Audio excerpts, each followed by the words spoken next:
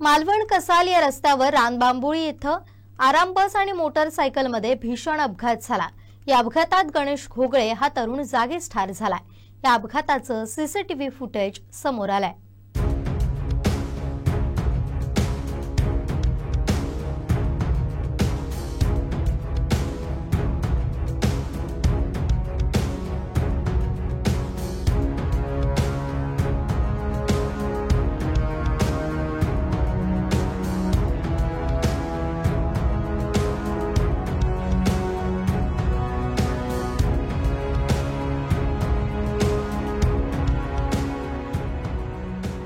मालवणहून मुंबईच्या दिशेने जाणारी आराम बस रानबांबुळी फाट्याजवळील अवघड वळणावर आली।